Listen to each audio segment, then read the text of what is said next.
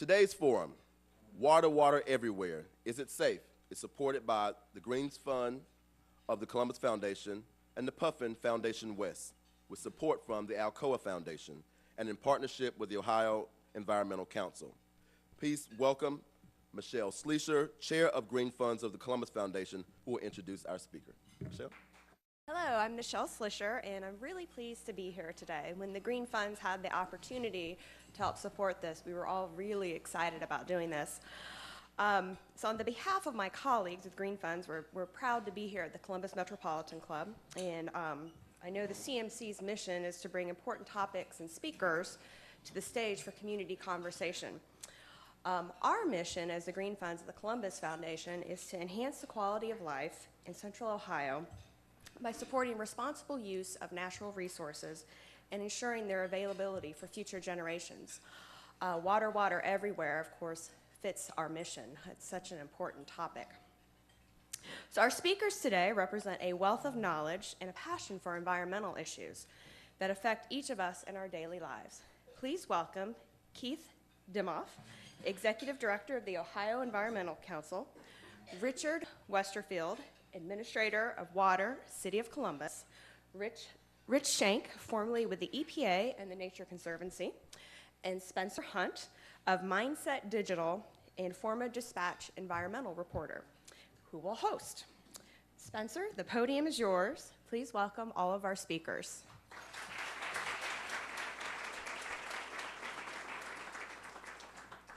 Thank you very much. Usually, when I was a reporter, I would sit in the back of the room and take notes, so this is kind of a new role for me. And I don't normally do these kinds of things, but this is a very important topic. Environmentally speaking, it's probably one of the most challenging issues that Ohio faces. I like to refer to it as water security. It's a broad area. We're going to be talking about three main topics. The first will be, actually, doesn't come from within Ohio, it comes to us from West Virginia. We'll be talking about the spill that occurred just outside of Charleston into the Elk River, which got into the city's drinking water system. It's a chemical that nobody really knew what it did, and so since they didn't know what it could do, they told people they couldn't drink the water for almost nearly a week, and in some places more than a week. Kind of a dramatic impact when you think about something as basic as water and you can't use it anymore. From there, we'll be coming back into Ohio, and we're going to be talking about continuing a very serious problem with cyanobacteria, which I think is more familiarly called blue-green toxic algae. Huge problems with algae growing in Lake Erie, Grand Lake St. Mary's, and other inland lakes, typically in late summer. The algae produces liver and nerve toxins that can sicken people, kill pets, and there is a long debate over just how best to solve this problem. And from there, we'll be moving on to a topic that's much easier to explain. It's a question of water supply and whether or not years from now there's going to be enough water to go around. With climate change and some of the issues that we're facing with longer summers, drier seasons, there's some fears out there, don't know how founded they are, but we'll explore that, about whether or not Lake Erie and other sources of water that we take for granted in the state could be siphoned off and sent somewhere else. So, first off, West Virginia, and in January, Freedom Industries, a company I never heard of before, introduced us all to a chemical that none of us ever heard of before. I'm going to have to read this. It's 4-methylcyclohexane methanol. And it's a chemical that's largely used, I think, to wash coal. But it leaked from a storage tank into the Elk River, got into the city of Charleston's water supply. And I guess, a natural question that kind of follows from that is, well, could something like that happen here, and what would we do about it? And so first question goes to Mr. Westerfield. Have you guys ever tried to assess this problem? What have you come up with in terms of what kind of risks the city faces? And if, God forbid, something like this does get into a reservoir, how can you keep it from then getting into a treatment plant and into the city's water supply? Did somebody want to answer that question? And by the way, yesterday, somebody accused me of looking like Dr. Phil. I am not Dr. Phil up here. Regarding the West Virginia situation, here in central Ohio, we're blessed with plentiful water. And specifically in central Ohio on the Columbus water system, we serve 22 communities. We have 3 different water treatment plants, and we actually are served by 2 different watersheds. And actually, if you think about it, we have a 3rd watershed, the Alum Creek watershed. So if we had an impact on one watershed or one water reservoir, it doesn't affect the entire city water system. Having said that, let's use the Hoover Reservoir, which is a 22 billion or 20 billion gallon reservoir, and let's use the downstream Half-Cremine water plant. The water flows in a creek, the Big Walnut Creek, between the Hoover Dam and the Half-Cremine water plant. And on the books over many years, there's been a proposed water line to convey the water from the dam to the plant instead of letting it flow through the creek. And the reason for that project is to eliminate the risk of a spill in the watershed that is between the reservoir and the plant.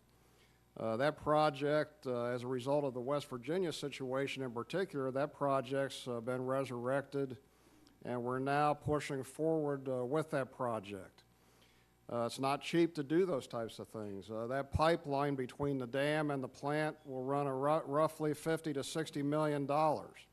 So to deal with the types of things Spencer brought up are very expensive.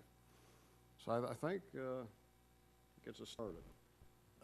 One of the things I did right before I left the paper was try to get a sense of how much the state knows about these different types of storage tanks and where they are. And you quickly got the idea that it's pretty fragmented. It's held out between a bunch of different departments.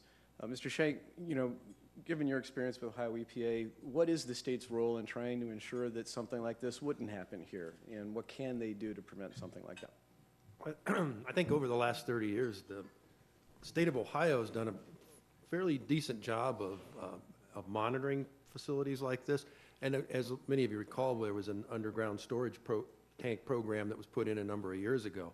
I think one aspect, though, I see is that a lot of the regulatory effort in monitoring these facilities and other types of operations that might contribute to water contamination have been fragmented across state government. And whereas in many states you'll see it all centralized in one regulatory agency, in Ohio it's been fragmented, and I think there was another proposal now to further fragment monitoring in the case of agriculture. So this concerns me, and I know a lot of other states have gone just the opposite way in trying to take care of problems like this. Fortunately, I think in Ohio, we're still better off than what we saw in West Virginia. If anyone's been down through Charleston, I don't think you could begin to compare that to Columbus, and I think the water supply here is very good, and I think we're well protected. But I think the other thing that should be of concern is the whole issue of interstate problems, and we've seen that, and we saw it to some degree in this case where the Kanawha River flows through Charleston down into the Ohio River and then on down to the Mississippi. So it actually had impacts on drinking water supplies in Ohio. And historically, this has happened in the past. We had a huge tank failure in Pennsylvania, dating myself now, probably back about 1988, 89, that dumped 1 million gallons of oil into the Ohio River in the middle of winter, and the river was partially frozen. It shut down water plants all the way down the Ohio River, all through Ohio and West Virginia, caused quite a problem. That wasn't something that was in the control of the state of Ohio at all. It happened in Pennsylvania, just as this happened in West Virginia, and it's something that we should be concerned about here in Ohio. Mr. Demoff, what do you think needs to be done to try to improve oversight, kind of to prevent these things from happening? Well, that's a good question. The underground storage tanks and hazardous waste tanks in Ohio are regulated, but I think the above-ground chemical storage, similar to what you had, the problem there in West Virginia, and oil tanks are generally unregulated. Then you have to rely on emergency response if there's a leak. You've got some of the urban areas that are probably well equipped to deal with that, and some of the rural areas it's a real stretch. I guess what sticks out in my mind, in your former newspaper there, the Columbus Dispatch, in the last couple weeks leading up to this event, I've seen, in addition to the West Virginia spill, Galveston Bay, a large oil spill in the navigation channel, shut down beaches.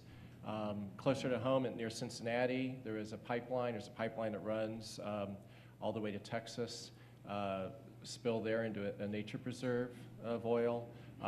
North Carolina, you've got a coal ash spill. It's the anniversary, forget if it's the 15th, 25th anniversary of the Exxon Valdez spill. So I think this is just sort of telling that this is a problem that we don't really have a grip on from a inspection and enforcement and really a common sense kind of approach here. One of the things that I took away from the West Virginia experience as well is the chemical. There wasn't any data really health-wise. That's one of the first questions people ask, well, is it dangerous? And nobody could really say anything about that. And I'm going to throw this out there to both Mr. Schenk and Mr. Dimmoff. What do you think of the state of knowledge that we have for the different chemicals that are used today, and what could be done to improve the assessment of their health risks? Take a shot, Rick? Well, I think I can say it's a lot better than it was 30 or 40 years ago. So, but are we still where we need to be? No, because there isn't as much known about. I mean, in this case, we saw this methane compound that there was very little tox data on. But more importantly, when you combine that with other chemicals that could be in the same area, in the same part of the environment, there's even less known about the effects when different chemicals interact. So, again, the only thing I can say is we're in a better position than we once were, and we have better analytical techniques for picking up chemicals that probably were in the environment 30 years ago that we didn't know about, but we're still not in too much of a better position on knowing what the toxicological effects and the synergistic effects of many chemicals are. That's right. There's no real, I've heard it called the precautionary principle, which is, hey, before you use this chemical widely, make sure that it's safe. And we have that really in reverse here in the United States. You use the chemical and later on determine its toxicity. In many cases, you don't know. Or, say, in the case of the fracking industry, you assert trade secret and it's held confidential. This actually points to another dynamic. So, Ohio Environmental Council, we lobby at the State House and sometimes in Congress. And you see the dynamic of industry that have a vested economic interest. And you come up against them in these kinds of discussions. At the federal level, the Safer Chemicals Act is not moved. Recently, some firefighters had a press conference calling for movement on those kinds of legislation because of their exposure. So this, unfortunately, is where we are. I'm not doom and gloom on building an economy where it's not environment versus the economy, but there are a lot of unknown toxics out there in our daily lives, and unfortunately, there's unknown situations like you had there in West Virginia. I might add one comment to this. I understand there's tens of thousands of chemicals out there in the environment, and there's tens of thousands being created all the time.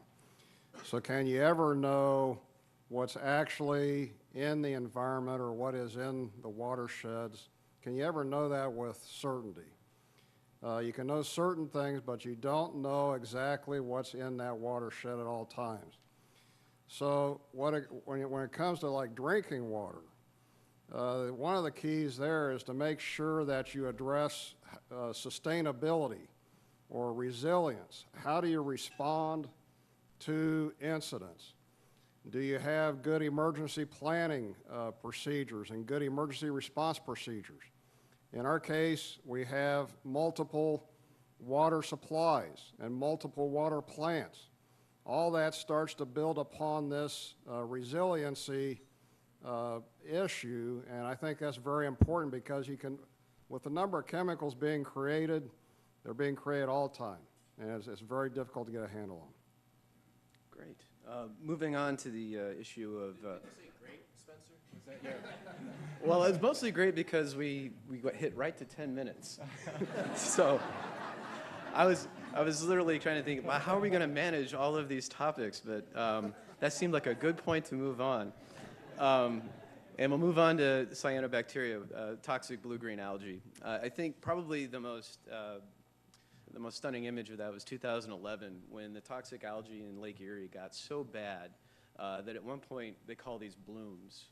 At one point, the bloom of algae stretched all the way from Toledo to Cleveland. And if you talk to charter boat captains, they talk that you could drive for hours and could not get out of this stuff. And it's a huge threat to $1 billion a year tourism industry up there. Across the state, you're looking at Grand Lake St. Mary's, year after year problems with this. And then depending on the weather, like how much rain we get right now will determine how bad toxic algae will get at other lakes across the state. So I'm going to throw the first question, Mr. Demoff. What do you think of the efforts that are being done so far to try to tackle this problem in Lake Erie and then also in Grand Lake St. Mary's? Well, a start, but not enough.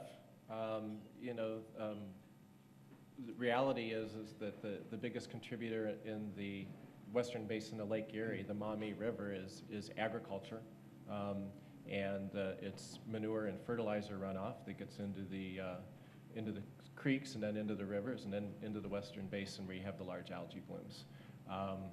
We've had a system of voluntary efforts to try to work with farmers. I think those things need to go on. Things got bad enough in Grand Lake St. Mary's that the state actually passed some legislation and adopted some regulations to put some more requirements on farmers to help control that. You mentioned the economic benefit of tourism on Lake Erie. I've read the figure of over 100,000 direct jobs related to that tourism. You could compare that to, I think there are 3,000 jobs in the coal industry here in Ohio. So I think we really need to keep in mind what kind of economy we want to build and how we want to protect it. The voluntary efforts are largely, aimed at trying to do more precision applications of fertilizers and manure at the right times in the right place, called the 4 Rs. Mr. Schenk, you've been at the Ohio EPA through several reincarnations of this problem in Lake Erie. Is a voluntary system enough? Could that solve the problem? No, I don't think it is. I think this has been an ongoing issue. I mean, I started working in water programs in Ohio in the early 70s, and Lake Erie was in pretty bad shape then. And a lot of that had to do with municipal discharges, with the phosphorus and municipal But pretty much, I mean, the municipalities over the last 40 years have really cleaned up, and I think a lot of the effort on the part of federal regulators and state regulators has been focused on municipalities and industry. I think we've always taken this tack, though, of voluntary efforts on the part of agriculture, and I think we're seeing now that Lake Erie improved immensely through the 70s, 80s, 90s, and it was kind of discouraging to see where that went here in the last 10 years. And it's clearly coming from agriculture, and I think it's clearly a failure of a totally voluntary program. I think we're going to have to take a little bit stronger stand if we're really going to protect Ohio's waters. What's happening at Grand Lake St. Mary's is pretty horrible, I think, when you consider the toxic nature of some of the blue-green algae that is blooming there. So I guess my answer is no. I don't think the voluntary program is enough. I think there are farmers out there who want to do the right thing, and I think it's not that anyone has to come in and strong-arm people, but I think we're going to need to put much more effort into bringing agriculture into the same category we have industry and municipalities in. Mr. Westerfield, you've had voluntary programs, I believe, with farmers to deal with nitrate runoff. How has that worked out with the reservoirs and the nitrate issue? Okay. Yeah, I'll give you an example of this. In the Big Walnut Creek watershed, approximately 96% of the phosphorus that is in that watershed comes from agriculture and what's called non-point source runoff, basically stormwater runoff from farm fields, from residential properties, et cetera. So when we talk about controlling contaminants in watersheds, it's actually incumbent on every one of us to be involved in that, whether we live along the watershed and the reservoirs, whether we live along the tributaries further up. It's incumbent on all of us to take a part in that. Regarding our programs in particular, we have worked with the Upper Big Walnut Partnership, which has various entities involved in looking at how we protect that watershed and reduce contaminants coming into the Big Walnut Creek in particular. We've also been working on the Scioto River Conservation Reserve Enhancement Program, also called CREP. We've worked on that to try to set aside lands to make sure that we're not growing crops right along the stream. We've also worked with farmers and the soil and water conservation districts to make sure that we get education out there about how to grow crops on land and reduce the fertilizers that run off into the fields. And those programs have been successful. They need to be expanded greatly. An example of the success is in the Upper Big Walnut Creek, what was called the EQIP program, which was another federally funded program. But that program was concerned with atrazine abatement, which is an herbicide, I believe is what it's called, or it's a pesticide, I'm sorry. And atrazine was causing us great problems at our Hapkermene water plant. As a result of working with our farmers and the conservation districts, atrazine's not an issue in that watershed anymore. So that's a great success story. But again, you know, it's incumbent on all of us. We all have a part to play in protecting the watershed, and we can't just say it's the agricultural community. Every one of us that has property, every one of us that uses the streets, it's incumbent on all of us to participate in that program. The city had its own run-in with blue-green algae, a species called Anabaena, and while the toxins didn't get into the water supply, some of the, what would you call them, proteins that gave the water a distinct odor and a earthy taste caused, that was the word that that was used, earthy, I believe. I heard plenty of other comments from some very upset residents. It was an unusual situation. How unusual was that, and what can you do, if anything, to try to keep that from happening again? Yes, by the way, that incident, and I will claim I was the first one to detect that incident. And I happened to be at a party, drank the water, and I won't tell you the word I used with my wife. And she's, yeah, it wasn't that. And she looked at me and she said, well, that's a heck of a statement from the administrator. I went into the office 2 days later, and my staff looked at me like I had marbles in my head, because they said nobody else has called us about this. Guess what happened that afternoon? The call started, and we got actually about 1,700 calls into our laboratory over a period of 2 to 3 months about taste and odor associated with our drinking water. The issue that we ran into at the Hoover Reservoir was this Anabaena, or this algae, and this algae releases compounds called geosmin and MIB. You don't need to remember that, but it releases compounds that are detected by different people at different levels. So some of you might be able to detect it, other ones might not be able to detect it. But some that can detect it down into the parts per trillion range in water. What that means, equivalent to that, if you had 1 penny and put it in 10 billion $1 bills, that's the concentration that some people can detect of this taste and odor compound. We did have the taste and odor compound. We did not run into any of the toxic compounds, one of them being microcystin, and we monitored for it extensively. The Ohio EPA came out, did their own monitoring, they confirmed that. So we did not have any issues. The water remained safe, but it was difficult to drink. Now, having said that, we spent $800,000 adding powdered activated carbon into the water to basically soak up these taste and odor compounds. And it was very effective. We removed 60% of them, but because of the low concentrations that people can detect it at, people were still detecting it. The water was safe. So, you know, $800,000, and you figure we serve 1 million people. Basically, every person in their rates on our water system spent 80 cents over those 3 months controlling taste and odor.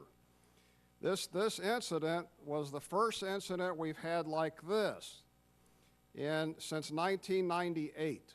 So they don't occur very often.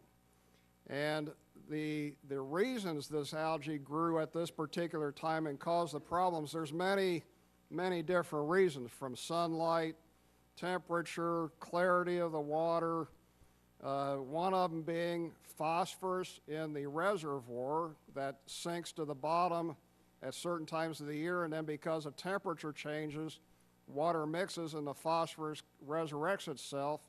Phosphorus is a nutrient for algae.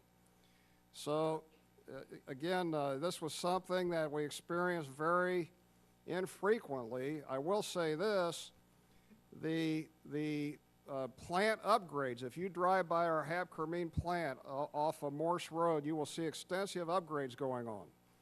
They are to deal with other EPA regulations. But a side benefit of those improvements is that they also take care of any taste and odor compounds. And so in the future, about 2 to 3 years from now, we hope even if the algae would grow in the reservoir, we would not have taste and odor issues in our drinking water supply. That's good to know. All right, so moving on from there, we're going to talk about one of the more long-range topics. This is the idea of water supply and will there be enough. Ohio is one of several states that joined in the Great Lakes Compact, and it's supposed to basically protect our greatest water resource, Lake Erie, from being siphoned off by other states that, whether by climate change or some other reason, need the water for themselves. Mr. Demoff, what's your assessment of the Great Lakes Compact in terms of how Ohio is ratifying it, enforcing it, and is it good enough to protect the lake? Well, the Great Lakes Compact set up a framework for saying industry or municipalities were going to withdraw water in order to use it, that there needed to be a rational system. I think it actually ties back to some of the water quality issues we were talking about. You know, can you know the science? Can you have regulations and enforcement in place to protect? And is there a way also to deal with these sort of hidden costs, these external costs that are often not accounted for in our economy and in our world today? It's instructive to know that unfortunately, say the Ohio Chamber of Commerce fought that legislation tooth and nail. I think it also sort of points back to what I really think needs to be a political, cultural, social shift. I think it's already happened a lot with younger people, that there's an expectation that we're not going to use too much water as we deal with water withdrawals in the long run. An expectation that they're going to have clean water and that it's not economy versus the environment. And so I think that shift is happening culturally. I think that business interests and the political system is lagging behind that expectation. So the Great Lakes Compact keeps hitting into hurdles as it goes through all of the processes. It was a binational agreement. There's a regional compact amongst the states, implementation statutes within each state, and with a lofty goal of water conservation and a rational use of water, but a real herky-jerky long-term implementation because it's an uphill battle. And water doesn't flow uphill, as you know there, Spencer. Mr. Shank, your thoughts on the compact? Well, I think the compact was a good step. I think we're fortunate here in this part of the world that we've got a good water supply. My bigger concern, because there are going to be places around the United States, around the world where we're going to see severe droughts. I mean, in one of my many incarnations at Ohio EPA, I got to spend some time in Los Angeles looking at their water system, and it amazes me that anyone lives in Los Angeles. I mean, the extent and extremes they go to get enough water for the people, and they continue to grow. They're clearly headed for a problem in the next 50 years, and there are other places like that. I think we're fortunate here where we're at that we've got the Great Lakes, we've got sufficient rainfall, at least for now. And, but I think the bigger concern is even where you have good water supplies, it's got to be quality water. It's got to be uncontaminated. And at the rate we're going now, we're destroying what are water supplies that could be excessively expensive to get them to the point where people can consume them. I think Rick's facing that with the city of Columbus. I know the city of Cincinnati faces it every day with what they've had to do. And I think that's something we have to be conscious of and know that we're fortunate here in this part of the world. In about 4 minutes, we're going to be opening this up to questions, but to try to wrap this up. Could I Sure. add something there? The Great Lakes Compact was driven by protection of the Great Lakes. There were some original proposals to divert by barge or pipeline some of the water, maybe to Los Angeles, not to Los Angeles literally, but that's the idea. You know, that's the idea. And so that was a real driver, and the Great Lakes as a real precious resource. And again, tying it back maybe to the West Virginia experience and to the algae bloom experience. Right now you have, from the Canadian tar sands, they have the Alberta Clipper pipeline that runs from Alberta to Lake Superior, which was actually the point of the proposal for the diversion of water that led to the Great Lakes Compact. And you also have then things when, Rich reminded me of that threats to water quality that kind of go hand in hand with that is you have an incident in the city of Cleveland, proposal to take the dredgings from the Cuyahoga River and dump it out in the open lake, and it's just a few miles from two of the water intakes for the city of Cleveland. So I think this is going to be an ongoing, this is an ongoing challenge for us, collectively to deal with here. How about locally, City of Columbus, the water supply? I know you guys opened up a new reservoir. I mean, are there any long-term concerns about supply? We're always looking at supply. We do a master plan update every 5 to 7 years. As Spencer mentioned, we did open up a new reservoir in the northwest corner of Delaware County. That reservoir has a capacity of 9.6 billion gallons of water. Compare that with Hoover at 20 billion and O'Shaughnessy and Griggs total around 7 billion gallons. So we also have land right next to that next new reservoir for building additional future reservoirs down the road. Those aren't anticipated to be needed until the year 2040 unless we get some rapid growth or development here in Columbus. But we're always looking at that, and we're also looking way out into the future, considering things like climate change. And so we're working with the Mid-Ohio Regional Planning Commission and Delco Water Authority to develop it's called the Sustainability Scioto Project, and we're looking at climate change and how we might adaptively manage climate change in the future. And what does climate change mean to water resources in the Upper Scioto River Basin?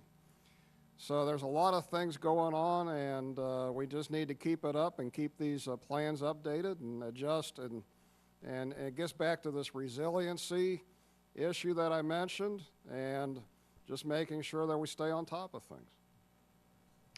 Any additional thoughts? I think that gets us to the half-hour mark, and I want to open this up for questions. Good afternoon, gentlemen. Thank you for being here today. I wonder if you could talk a little bit about how this is an issue for all of us personally. We keep hearing things about pharmaceuticals in the water, most recently microbeads and personal care products, those sorts of things. If you could expand a little bit and discuss, how individually we all have a part to play in this situation. Yeah, I'd be happy to.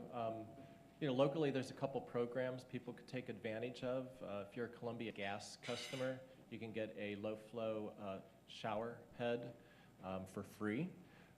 If you're in Franklin County, I think just yesterday Franklin County Soil and Water Conservation District kicked off their rain barrel program. City of Columbus has a great green spot program with things that you as an individual can do. So it is really important to not feel overwhelmed by all of this. I think collectively there's things individually we can do. I think there's cultural shifts we can do. I'm a Boy Scout. I want to leave that campground cleaner than the way that I found it, and I think that if we all live that way and create that kind of legacy for our children, I think we can do it individually and collectively. I think the earlier part of that question got towards an issue called emerging contaminants, where traces of antibiotics and other kind of antidepressants, other pharmaceuticals are finding their way into water systems. Mr. Westerfield, could you respond to that? Sure. Spencer and I have had a lot of conversations about that over the years. We do detect these emerging contaminants, whether it be antibiotics, endocrine disrupting compounds, whatever. Caffeine, that's a good one. And these things do show up in the water supply. We do monitor for these every so many years. What we find in many cases, like the caffeine issue was one, the amount of caffeine we were detecting in the raw water supply, the raw water, not the finished water, but the raw water, we calculated you had to drink something like the entire Griggs Reservoir to equal one Coke, right? And so. Did you have some very awake fish there? Puppy in the morning. Yes. But having said that, as Richard mentioned down here, we have to pay attention to these things, because if we don't handle our waste properly, things may get to a point where we have to deal with them. And to deal with them, Richard mentioned the cost of the treatment systems. For example, to deal with nitrates at our Dublin Road Water Treatment Plant. And we only get nitrates a small percentage of the time right now. But to deal with that, that's going to cost us $40 million to deal with nitrates. And so this technology, it seems the technology adjusts at this point in time to what we need, but it's very costly. And is it the right thing to do? And does it protect the aquatic life? Does it protect the animals? And we've got to think about those things. So, those are just some thoughts on that. Yeah, and not to make light of it, the endocrine disruptors, scientists are finding the sex organs of fish being confused by it, and so this is serious business here. Right, you're not only just talking about, they're talking about like birth control chemicals, other kinds of things. It's a whole household cleaning products. And the nitrates for mothers, using it maybe to fix formula, for example. Danger. Mm-hmm. Right? Yes, my name is John McKnight, and I work for Rife's Auto Body here in Columbus. First off, one gentleman up here, Richard, you actually sound like Dr. Phil, too. It's not just a look. You got the whole thing going. But my question is this. I spend quite a bit of time up on Lake Erie, and I'm very familiar with the algae blooms up there. I've dealt with them and seen them and waded in them. And I complain about them. And then I come home, and My dad, being the nice guy that he is, leaves his leftover yard fertilizer on my front porch.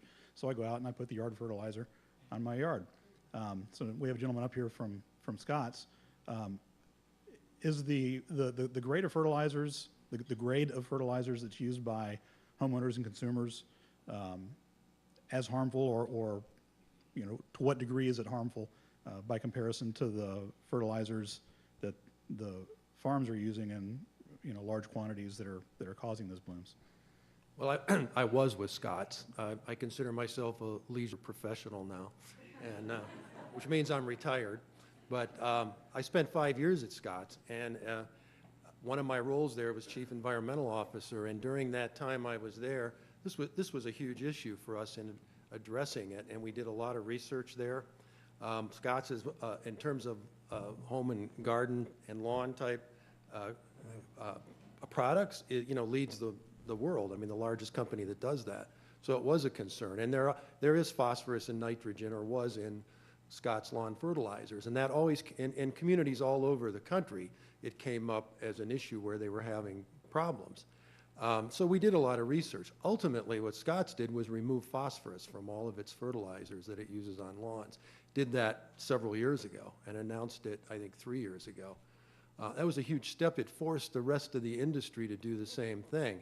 Now, that's not as easy for agriculture to do. They can't take phosphorus out of the fertilizers they need there.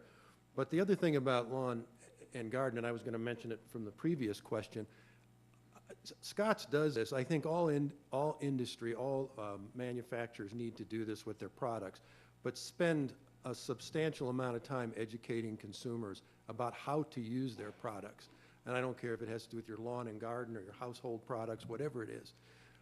We spent millions of dollars making sure we had the right messaging on our labels, on TV. We went out and had forums and groups where we talked to people about the use of the products that Scott sold, not just their lawn fertilizers.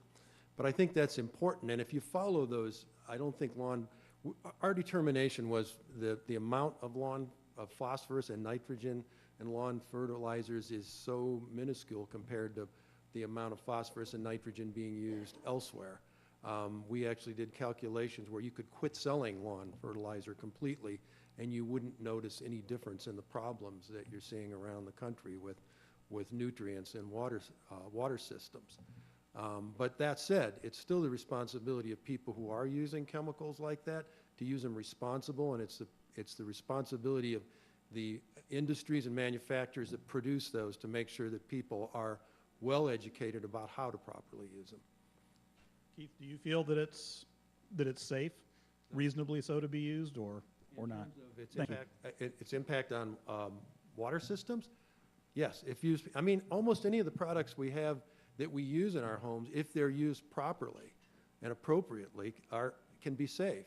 And certainly that's true with lawn chemicals. But what I would say is I don't think industry in general is doing enough to make sure that people are educated about how to properly use their products. Hi, I'm Ken Thompson. I'm an architect. And I, too, am a Boy Scout, an Eagle Scout. And, you know, I'm a tree hugger. I think you think of that. But, you know, every green ash tree that's dying, cut down, I mourn all those. But a simple practical thing that we all benefit from is salt on our roads. And that's changed so much over the years. Expectations for how quickly the snow gets off our roads has gone up and up and up since we were all kids. I have a long driveway. And I am torn by the salt that I have to put down just to be able to get out of our driveway. How can you tell us, or what can you tell us about how salt is being used and any other ways to how it's impacting the water system, et cetera? I'll start off with that. The salt, when salt's down on the roadways and we get storm events right after those periods, or we get a lot of runoff, that salt does come down into the water treatment plant. And some people can actually taste the drinking water, taste a higher salinity in that water. I can't taste it, but I know some people can, and in fact, the salt is there. Right now, it's not an issue. I think, again, though, we've got to pay attention to these things and look for alternate products if they're available, because at some point, if you don't pay attention to that, you will have a problem. And the cost to deal with that problem is huge. Very expensive treatment processes. But yeah, we do see impacts, but right now it's not impacting us as far as safe drinking water, but it does affect some taste and that type of thing. I think where salt is concerned, the Ohio EPA actually did some studies on the large piles of salt. I think if you drive in on 670, you'll see one of them. And they found that in some cases where the salt piles weren't managed properly, the runoff from rain was contaminating the groundwater underneath them. In some places to the point where one city had to get a whole new well system to supply its water. So salt is a concern, but I think, in the concentrations, it's the concentration that really drives it. There's the word "safe" is used. It's in the title of our program here today, and it's an interesting word when you think about what it means to be safe. What can be safer? How do we make a safer world? I think that goes hand in hand with how do we make a more just and respectful world. And what I mean is that as we endeavor to protect our water supplies, how does that translate into how people are treated? There's an unfortunate case in Zanesville, finally settled by a federal lawsuit, where there was a poor African-American community using wells and cisterns contaminated by coal mine drainage. And they couldn't get hooked up to the county water supply for discriminatory reasons, and they were eventually won that case, thank goodness. But so there is a social justice, a cultural aspiration that we should all have, and respect for our world. The water everywhere part of a title of our program, I think, comes from the rhyme of the ancient mariner. Water everywhere, nor a drop to drink. And if you know that poem, it actually is a tale of what happens when an injustice is done to nature, and the mariner was left to go around and tell his tale of how he shot the albatross when he shouldn't. I think it's also where an albatross around your neck, that phrase comes from. And I think it's very meaningful in the larger context of what we're talking about here today. How do we really deal with a violation of nature, and what sort of penance do we need to do for it? My name's Jane Scott. Thank you for being here. Last week we had a really interesting discussion on energy. We had nuclear energy as our topic last week, and I asked the question about the possibility of an overall energy policy, and we all kind of just chuckled. I'm going to ask the same question about water. Is there any thought of a federal, countrywide water policy on the horizon? And if not, is there anyone anywhere who is initiating that kind of thought in terms of quality, quantity, availability, conservation? It seems as though we're going to be in the same place we are with water in 30 years as we are with energy at the moment. Well, I think I'll give a general top-level view, and it's just that I think it's been piecemeal. I don't think it's been centralized. I don't know if we'll get there, but you've got communities in some states and some regions of the country that are putting together plans. Bottom line is, with the way the climate's changing, I think, as you said, in 30 or 40 years, it seems like we don't do anything till we're in a crisis situation, as we are with energy. And that's probably what it's going to take, unfortunately.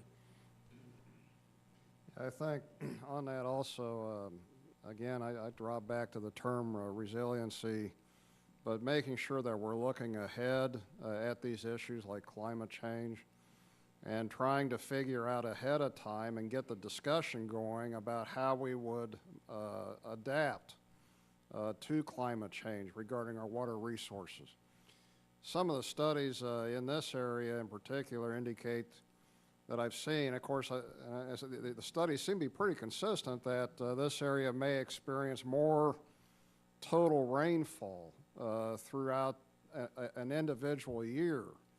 But you may see it all come down in a few rainstorms. And you may have longer droughts between those big rainstorms. So one adaptive strategy is to build more reservoirs ahead of time so you can store the water that comes down when it comes down. That's one.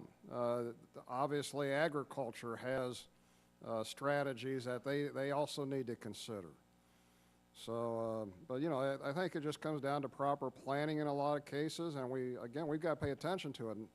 And forums like this is where the awareness is initiated, and people come together and think about these things and try to develop strategies as a community, because there's many interests when you talk about water. Water, there's not just drinking water interests, there's recreational interests, you have the aquatic life, you have many interests. And so we've got to come together and talk about those types of things. We encourage you to continue the conversation out in the lobby where we have coffee and cookies. We want to make sure we thank our sponsors. One more time for the Greens Fund of the Columbus Foundation, the Puffin Foundation West, the Alcoa Foundation, and our partners at the Ohio Environmental Council. Let's thank our sponsors. And to our speakers, Keith Demoff, Richard Westerfield, Rich Shank, and Spencer Hunt, great job, fellas. Thank you so much for being here. See you soon.